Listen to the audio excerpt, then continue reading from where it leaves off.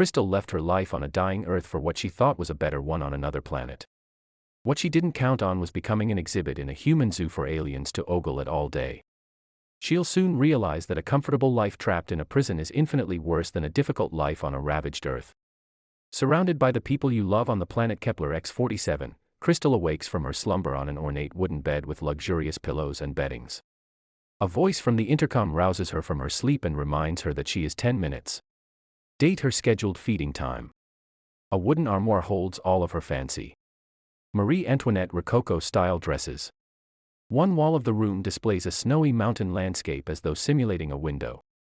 Krystal stumbles to the armoire as the voice says the others are waiting for her.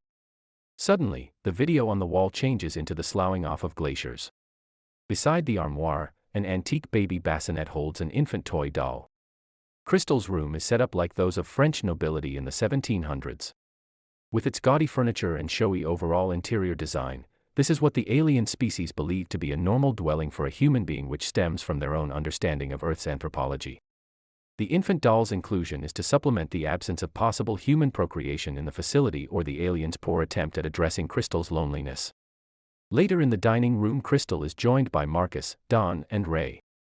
All four are dressed in Rococo-style garb and waiting for their meal to begin. Krystal takes a sip of wine from her glass just as the intercom announces the serving of the first course. Prophet Errol's, an alien butler, removes the clothes covering the food, and Marcus picks up a handful of capsules and drops them onto his and Krystal's plates. Don picks pills one by one and Ray waits for his turn. Then Krystal places one capsule in her mouth and washes it down with a swig of wine. Seconds later, Marcus lied his plate over to Krystal and she asks him what he's doing.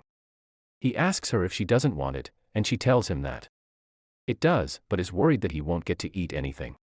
Marcus insists that she take the capsules because he doesn't need them anymore. Delighted, Krystal says that no one else has ever had this much before.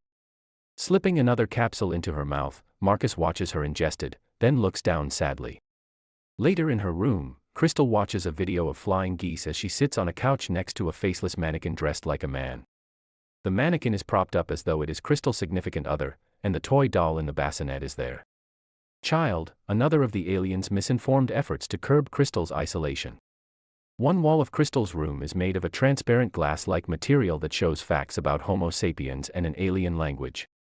It indicates that humans are prone to violent and self-destructive behavior and warns the spectators to keep off the glass. Moments later, an alien tour guide approaches the glass and reads the accompanying description explaining that humans find their purpose in feeding, grooming, mating, and acquiring objects out loud. 3 alien tourists. The aliens are humanoid bipeds with hexagonal patterns on their gray-colored skin.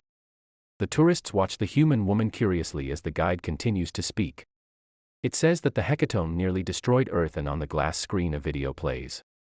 The video shows a post-apocalyptic Earth where Krystal lines up along with her boyfriend Billy and friend Lucy to apply for residency at Kepler X-47. The planet promises 10-star amenities for those that are chosen. Thousands of other hopeful humans join them in the queue, all wishing to be picked to live a better life on another planet.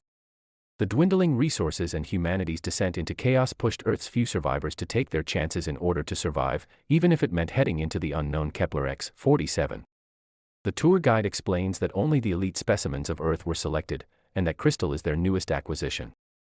Krystal notices the tour group, rolls her eyes, turns away from the glass, and pretends to fall asleep, even though she lives a comfortable life. Kepler X-47 being an exhibit in a human zoo is not what she expected when she filled out her application. The way the humans were lured to applying for the transfer made it sound like a utopia. Instead, she spends her days trapped in a room with no real freedom or happiness. Suddenly a chiming sound plays, informing Krystal that their next meal is about to be served. She walks out of the room and all the aliens' eyes follow her as she moves. In the dining room, Krystal, Don, and Ray sit in their proper seats in the middle of the table. Is a tray holding 3 bowls of different colored capsules with a name card before each one. The 3 dishes for their meal include duck, a l'orange clafoutis, and braised cabbage. Krystal takes one of the green capsules and holds her wine glass in her other hand. At first the group doesn't notice Marcus is missing, but as the women turn their heads to his chair, they acknowledge his absence by the viewing glass. The tour group that was observing Krystal now watches the 3 humans.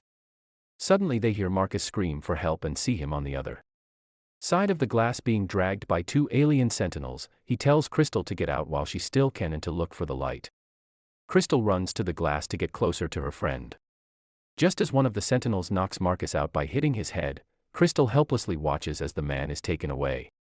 Meanwhile, Ray tells Dawn that if she didn't know what the aliens did to those that disobeyed them, she knows now. Dawn is upset and believes that Marcus should have stayed put and kept himself from harm. Later in her room, Krystal has changed into her white nightgown and pours water from the pitcher into the basin. She washes her face in front of the mirror and wipes it dry with a washcloth. Krystal looks behind her and sees two new alien tourists behind the glass. She heads to her armoire and grabs a gold cloth which she then uses to block the tourists' view into the room. Immediately after Krystal holds up the cloth, the voice on the intercom tells her that she is hindering the visitors from accessing the exhibit. She doesn't do as the voice says and continues obstructing the tourists' view. The voice then bribes her by saying they will be serving omakase selections at lunch to get her to cooperate since it is her favorite meal. When she still disobeys the voice's orders, it threatens to suspend all of her privileges. Defeated, Krystal lowers the gold cloth and wraps it around her shoulders. She walks to the corner of her room near the armoire and sits on the floor. Krystal remembers the soft grass she used to lie on next to Lucy. She hears the real birds chirping as she and Lucy laugh at each other's jokes. She is eating and savoring food that isn't inside a capsule. The two friends are cheerful and optimistic about their lives on Kepler X-47 if they both get chosen. But she also remembers the night she told Billy and Lucy that she's been chosen to go to Kepler X-47. While the two of them were not so lucky, the three friends cried at her impending departure and none seemed to want to say their goodbyes. Lucy tells her that she should go and not waste the opportunity. She tries to hide her sadness and pain with a smile. But Billy fails to conceal his sorrow beside her. Krystal loved her friends dearly, but the opportunity of surviving and improving her life was too difficult to pass up. Her words fail her, and all she can do is walk away from the two most important people she has left in the world, because she knows deep down they only want what's best for her. During the next meal, Marcus is back in his usual seat and ingests a capsule with a vacant look in his eyes. Krystal asks Marcus what he saw outside when he tried to escape. But he does not know what she's talking about. She asks if he still remembers anything and wonders what the aliens could have done to him to make him act like a shell of who he once was. Instead of answering Krystal's question, Marcus asked her if she knows what they'll be serving as the next course. Krystal is in shock at her friend's catatonic state, but all she can do is cry, afraid of what might happen to her in the future the longer she stays on the planet. Ray has a fit as he's talking to himself in nonsensical phrases. Dawn admonishes him to be quiet, lest he gets them all into trouble. She then places a food capsule in her mouth and washes it down with the wine before giggling. Krystal remembers being back on Earth and spending nights in Billy's arms, laughing at the silly things and sitting in silence, just looking at each other's eyes lovingly. What Krystal wouldn't give to be back in the arms of the man she loves. She'd rather weather the hardships of a dying Earth and perish next to the people she cares about than to grow old in comfort. All alone and surrounded by people who are just as disconnected from reality as she is. Later in her room, Krystal sits beside the faceless mannequin on the couch and strokes its fake white hair, just like she used to with Billy's. Moments later, Krystal notices a new tour group standing outside her exhibit. She slowly walks to the baby bassinet, lifts the infant toy doll and holds it in her arms. All of a sudden, she lets out an angry scream and hurls the toy onto the glass, startling the spectators. The tour guide answers the aliens' questions regarding the bizarre behavior and the guide patiently explains. Krystal notices a crack in the glass caused by her throw and she touches it. An idea brews in her head.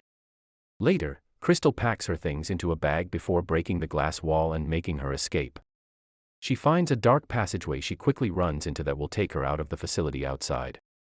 Krystal runs as fast as she can away from the facility. She lets her hair down and feels the wind. On her face around her is a vast and flat landscape without vegetation or wildlife. All of a sudden she stops running and drops her bag. On the ground in front of her is a seemingly infinite distance that looks impossible for her to traverse. In the sky are unknown, nearby planets and billions of stars in a galaxy she is unfamiliar with. Even the light blinking in the distance that Marcus had told her to look for feels as though it is light years away, teasing her with hope but never being able to reach it no matter how hard she tries. Crestfallen, she falls to her knees and cries sorrowfully. When Krystal stands back up to her feet, she's changed back into her long white nightgown she gives her. The possible path to freedom. One last melancholic look as she hears the times of the scheduled mealtime echo in the barren desert. Krystal turns around slowly toward the alien facility and takes small, apprehensive steps back to her prison. Subscribe to watch more videos like this, turn on notifications and leave a like. It really helps the channel out. Thank you for watching my video.